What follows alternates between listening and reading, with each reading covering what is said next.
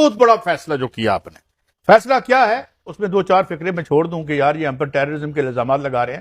وہ کہہ رہے ہیں کہ جا کے بات کریں جس طرح 2010 میں آپ نے 340 ملین ان سے امداد لی تھی اور کہا تھا اپنے مالکوں سے جا کے کہ بھائی ہمارا ملک ڈوبا ہوا ہے تو پیسے دو.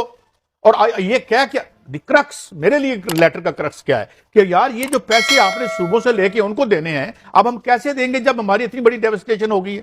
تو اتنا بڑا فیصلہ. نہیں قائد صاحب I would disagree with you. دیکھیں یہاں معاملہ کچھ ہو رہا ہے. کیا اگر تو یہ میرے شوکت عزیز صاحب، یہ ہمارے اسد عمر صاحب، یہ فواد چودھری صاحب پاکستان کے لیے بات کرتے نا کہ یہ قرضہ اس لیے نہیں لینا کہ پاکستان کی عوام کو سزا مل رہی ہے، یہ قرضہ اس لیے نہیں لینا بجلی مہنگی ہو رہی ہے، یہ قرضہ اس لیے نہیں لینا پاکستان آزاد ہو جائے گا اس طرح نہ کریں. دیکھیں قائد صاحب مجھے آپ سن لیں، آپ کا اپنا حق ہے.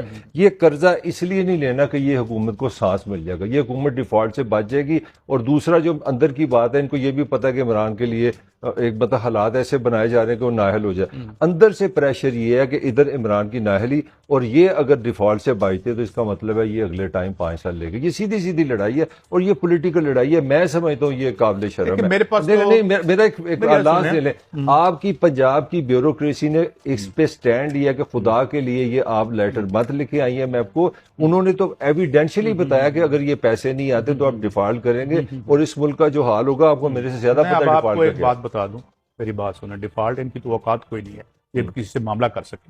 1980 میں میکسیکو کے جو تھا اپنا وزیر خزانہ، اس نے پال واکر تھا، اس کو فون کیا، سویرے ناشتہ کر رہا تھا کہ بھائی میں ڈیفالٹ کر رہا ہوں میکسیکو میں.